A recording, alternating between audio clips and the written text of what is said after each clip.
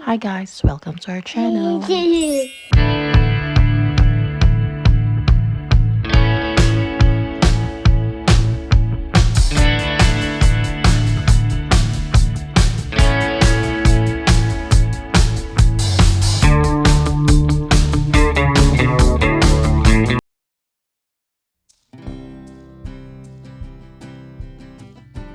Hi guys, welcome back to our channel. Friday po ngayon at naisipan naming kumain sa labas for breakfast. Si Ocean ay nasa nursery, nandun siya from 9 to 12 noon. May isang magandang program dito guys sa UK. Ito yung tinatawag na Kids Eat for Free. Lalo na pag school break or holiday, madaming establishments, restaurants, or cafes ang nag-offer ng Kids Eat for Free as long as magbayad ng main meal yung parents, yung mga bata for free yung pagkain. Or minsan, yung mga bata, kailangan lang ng £1 or less. Then, pwede na silang makakain. For me, ang layunin nitong Kids Eat for Free ay to make sure na lahat ng bata ay nakakain kahit holiday or vacation from school. Kasi medyo may kamahalan nga ang cost of living, so for sure sa mga schools nakakakain sila ng sapat. Pakita ko lang sa inyo guys ang favorite kong panglinis ng mga pinggan or panghugas. Ito ang tinatawag na Dish Daddy. Mas okay siya kaysa sa Scrub Daddy or Scrub Mommy or even sa Scotch Brite.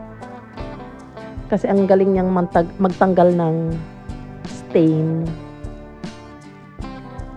And Friday ngayon, so meaning it's bin day.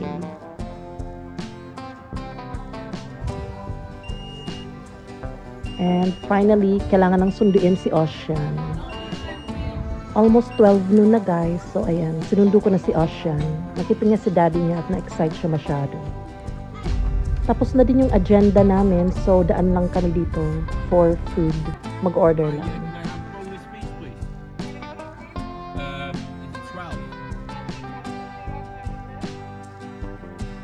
2 p.m. na kami nakauwi, kaya talagang gutom na kaming lahat. So, ayan, prepare ko lang yung lunch namin, late lunch namin.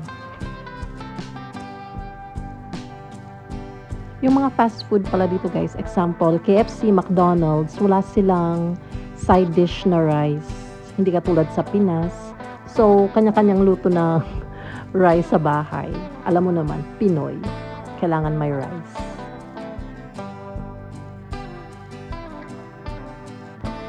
Ang maganda din sa work ni Martin ay minsan pag Fridays, maaga siyang nakakauwi or minsan walang pasok. Yun lang konting computer job lang, then okay na siya. Free na siya for the whole day. Usually, ang favorite kainin ni Meg at Ocean ay chicken at favorite ni Ocean din ang mais. Si Megan mahilig din sa rice, pero si Ocean more on chips or french fries.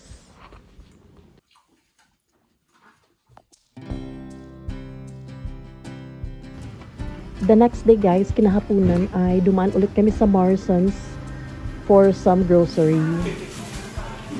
Habang si Martin nagpa-pack up, ako naman nakabantay kay Megan at Ocean dahil nasa play area sila.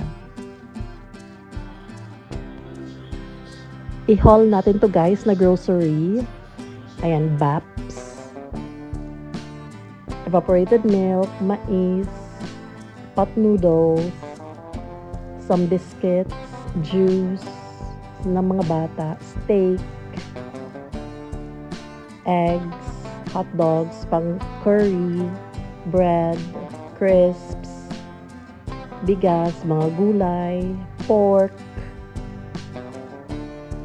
burger, yung pang burger, whole chicken, roasted, naan bread, mashed potato, apples, lettuce, avocado. Ang mahal ng avocado. At may mga beers din si Martin. Ayan lang guys. Good for 3 to 4 days yan sa amin. Or minsan na-extend ko. Finally, napapakain ko na din ng egg si Megan. Scrambled egg style. Star margarine lang tsaka itlog. Yun lang. At ihalo siya sa rice.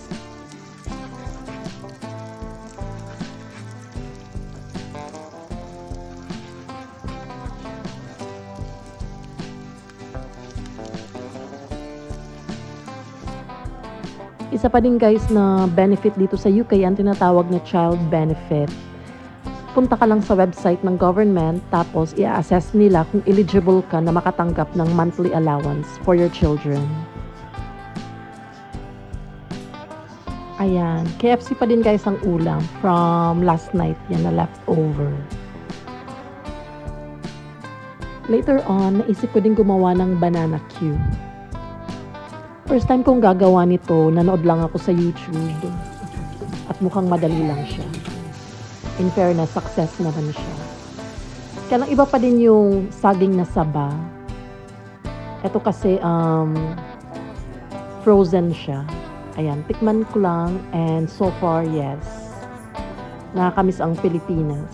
Yung mga kakanin din sa Pinas like biko, palitaw, yan yung mga namimiss ko. Sa area ko, wala namang Filipino restaurant. Jollibee lang, mga 1 hour, 20 minutes drive. Malayo pa siya.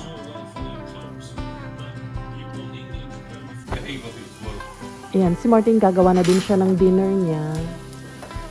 And ayaw niya gumamit ng tong, kamay niya lang. Any sauce? Hindi naman daw siya napasok. Ang favorite naman pala ni Martin na Filipino food ay bulalo at adobo. Yun nga lang, hindi ako magaling gumawa ng bulalo. Nung bumisita lang yung friend ko, ayun, nagustuhan niya. Nakakollapse guys yung gazebo namin kasi windy weather daw ngayong gabi. Minsan kasi lumilipad siya. At kung napansin nyo guys, 9 PM na pero ang liwanag pa din sa labas. Almost time to sleep na yung mga bata. Kailangan lang mag-toothbrush at maghugas ng kamay, mukha. Basa-basa ng books, palit ng damit, yun na. Tulog sila from 9:30 until 8 in the morning. Kulitan muna. 11 AM na guys, the next day, Sunday, at nasa city center tayo.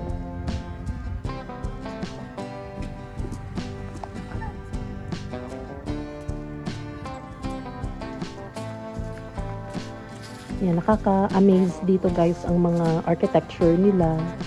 Yung gardens, kahit parks, ang gaganda. Summer na, kaya lang yung weather gloomy pa din. Ayan, nasa city center type. Dati natanong ko si Martin, bakit ang luma ng mga buildings or architectures ng UK? Ang sabi niya, yun daw talaga ang tatak ng British traditional architecture, yung mga Victorian style, Baroque, kasi nga naman they were built to last forever. So, okay lang kahit hindi sila mapinta. Yun nga naman, yun ang tatak ng UK or ng British. Kahit 5 years na ako dito sa UK, pag nakikita ko talaga yung architectures nila, wow na lang talaga ako na nakaka-amaze kasi feeling ko na ta-teleport ako sa 1800s, 1700s, ganun. Pag Sunday din pala guys, uso dito sa UK ang tinatawag na Carvery roast. Ayan, mga different slices of meat siya, tsaka unlimited na vegetables. Every Sunday yan siniserve at favorite talaga ng mga Briton ang kumain ng Carvery roast. Pag uwi ko guys, naisip ko din gumawa ng Victoria sponge sandwich. Madali lang naman siya. Iligay ko po yung link sa description box.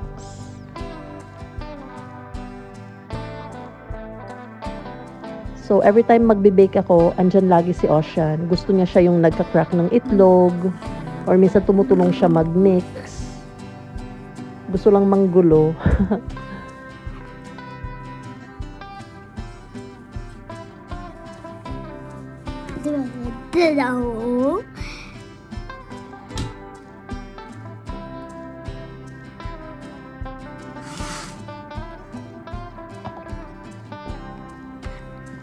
Basta.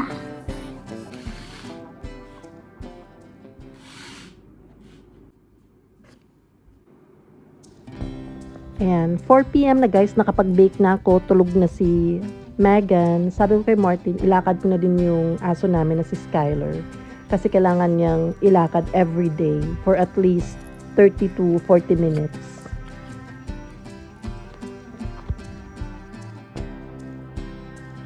At eto na nga pala guys yung finished product.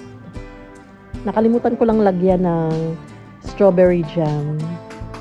Ideally, may palaman siyang strawberry jam. So anyway, hindi din naman kumakain si Marty ng mga jam. So, hayaan na natin. 8:30 PM na guys and naka-shower na din ako. Taste test ko lang tong Victoria Sponge. So far, approved naman siya. Kung ako lang talaga, lalagyan ko yan ng strawberry jam. Sayang, nakalimutan ko. At kung nanonood pa din kayo ng vlog ko guys, please like and subscribe. Sana nag-enjoy kayo. Ingat po kayong lahat. Salamat. Till next time. Paalam.